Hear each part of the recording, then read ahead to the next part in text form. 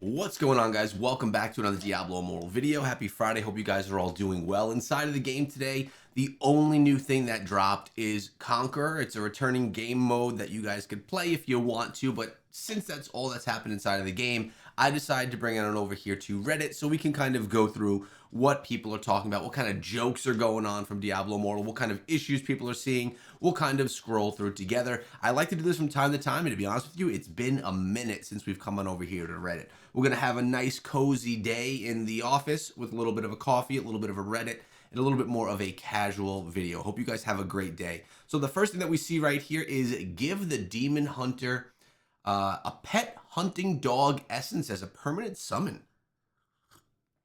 I can't say that I hate this idea, actually. I think it's actually a pretty good idea. We could give that thing an upvote right there. And we have someone saying, I want a raccoon with vampire fangs. I always thought lifesteal from auto attacks would be cool. So some people like the idea.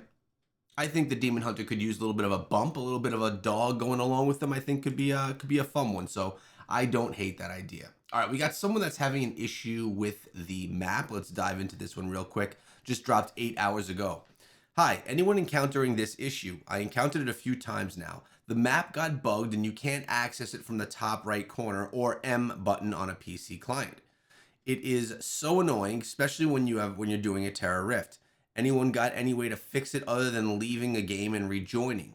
Leaving the game will kick me from the party, and I'm in a party doing Terra Rifts, which is not a good method. So the map got bugged and you can't access. I've never had it where I can't access the map. I have had it where I can't zoom in on the map on the PC client.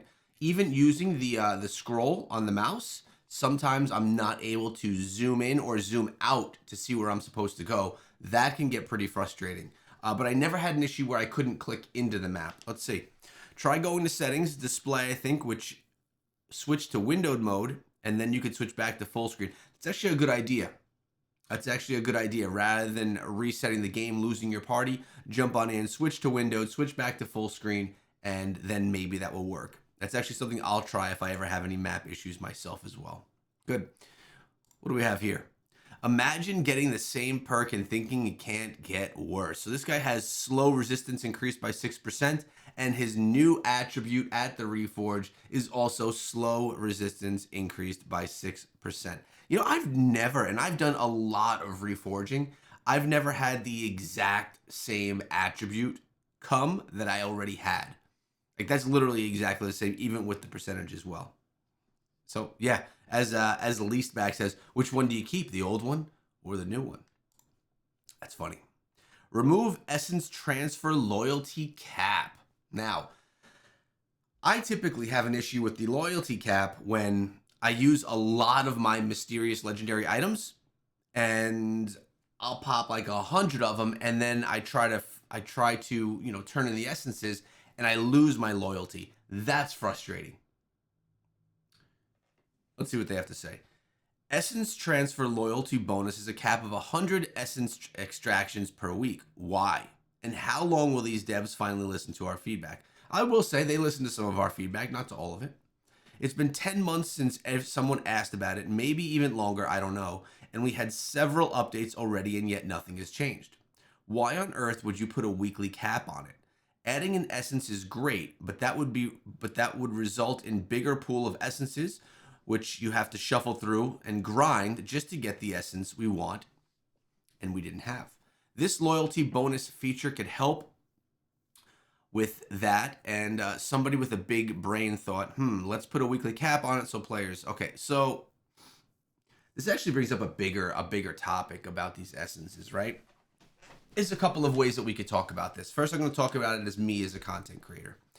As a content creator, it would be really awesome if it were easier to get these essences so that I could feature builds and stuff as the new essences come, because let's be honest, it's impossible to grind all of the classes, all of the essences, and do all of the builds in a timely fashion when new essences come out every couple of months.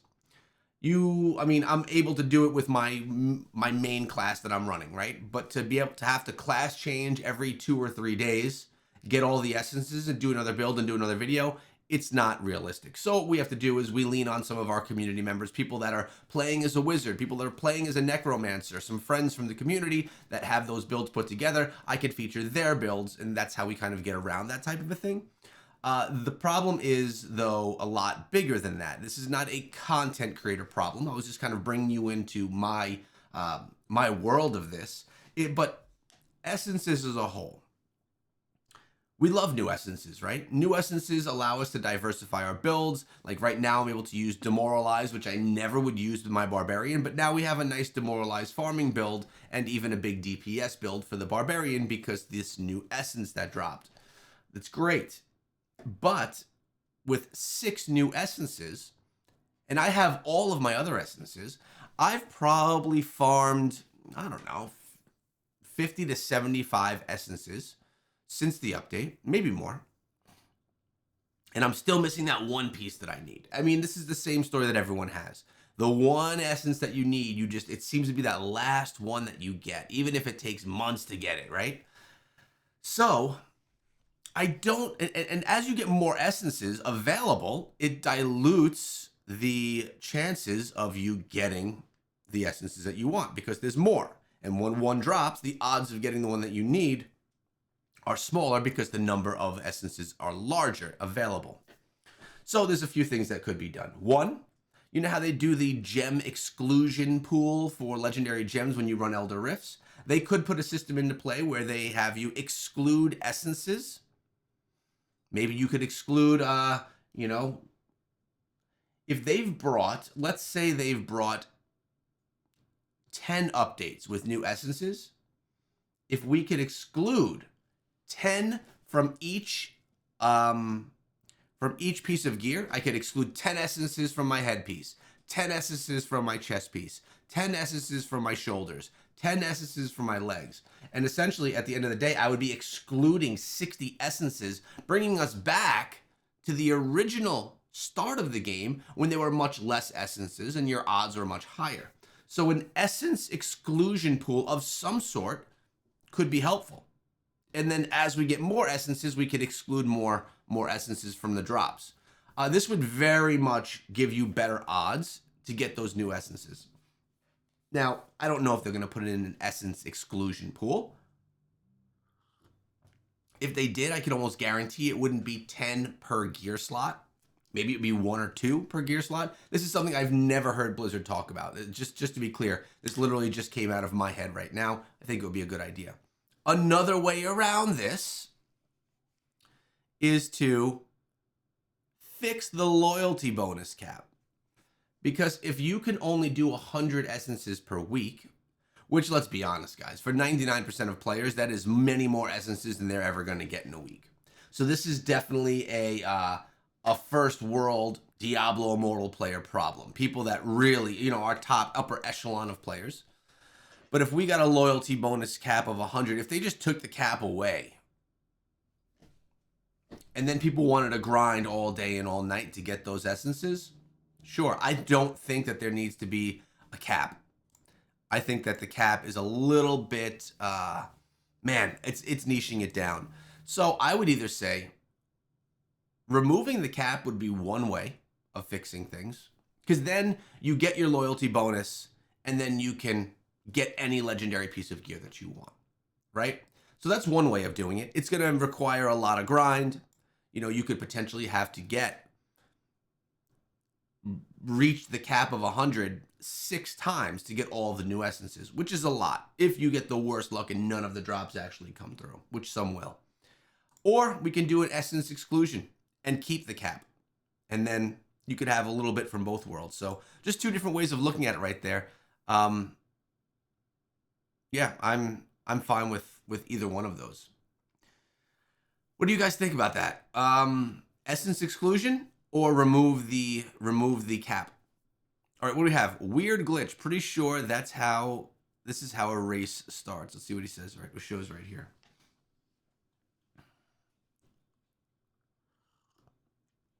Playing a Necro, by the way, one of what I'm hearing is one of the better classes again. What the heck is going on? I don't even know what that was. All right. Is this a sign? Windwalk. So this is a different language right here, but also look at that, 10%. That's a nice. Is this a charm that he's working with right here? Yeah, I think he's working with charms right there, or is this a magic attribute? No, this is a charm. 10%, man. I have yet to see a 10% roll on a charm. The best I saw was a 6%, and I only got one of them. All right, we have Fateful Frame needs a fix. The essence for Grim Scythe on Necro is broken. Also the same level as Agmit's set on release. By the way, I just started using this set on my Barbarian. It's going to be increasing the burn. Fateful Frame Head Grim Scythe also marks enemies for 6 seconds. If a marked enemy is attacked 5 times, the mark explodes and deals damage to nearby enemies. What makes it broken is that the mark explodes after any 5 attacks, including allies. Also, it has no cooldown, meaning if your mark exploded and then another mark exploded on your nearby ally, then you will get it again. It should have a cooldown for only Necro's attack should trigger it. And then there's always someone who doesn't like cake, usually found on Reddit. I mean, if it is taking into account attacks of all party members, does sound a little bit broken, but I'm not ever going to be one to complain about how strong classes are. I will be the one to switch to that class and use it to take advantage of that extra strength. Okay, we have it right here. Necro's Scythe. Just press a button and you're dead. Any class is destroyed. Is this a joke? Basically the same discussion right there. Demon Hunter Strafe build. Change something? Oh, okay, I can't go back. That's too big. I don't know what he's talking about there. Is one decision better than the other in regards to the outcome, at least in regards to rewards? Oh, I heard, and this was the story that came along with the new update. I spared Verithil, and I hear that the story changes whether you spare or end, but I don't think that there's any difference. Let's see the comments. Yep, so no difference, but she comes back and helps Diablo. If you spare her, Diablo Immortal is a story where you basically can't save anyone. I ended suffering, so did I. I killed her because I'm no simp. If you end her suffering, Tyrael will come and take all of your legendary and normal gems from you because you clearly are not worthy. That's not true. That's funny, though. So a lot of people seem to go with the spare. So did I. Okay, good question right here. Where is Survivor's Bane? It was due on February 19th. I spoke about this yesterday. Survivor's Bane is the same place where it was, as Sparkfist is saying, you know, on the map to get to it, but the rewards are not as usually set in our events inside of the game. The rewards are set through another event, the one that's at the top. I forget what it's called right now. So basically you get those tokens and you progress the rewards. Instead of it being a normal event where it's just showing on the side in the events tab and you can navigate to it, it's within another event. So Survivor's Bane is inside of the game. If you want to play it, you definitely should. I actually need to. You know, I'll be honest, not being in the events tab the standard way definitely has me forgotten about doing Survivor's Bane, and I did not do it yesterday. That being said, the rewards that you get for doing Survivor's Bane are not as good as they typically are. You don't get any battle pass progression, and in my opinion, it's just not as good of a reward. That being said, if you don't care about the rewards and you just want to do the gameplay, it's still there. Go into Deckard Cain's office and go into the right. It's there. You can participate in it. It's all there. The rewards are just different because of how it's laid out inside of the game. Yeah, and with that said, I would say that definitely like it better the other way, where it is a regular event and it's not within another event to progress that other event. It gets it confusing for people. But yeah, I think that's what we're going to end right here, looking at Reddit. I'll check in on Reddit once in a while because I think it's fun. And it's good to see what the community has to say. Have a great day, guys. Check out the website, echogaming.io.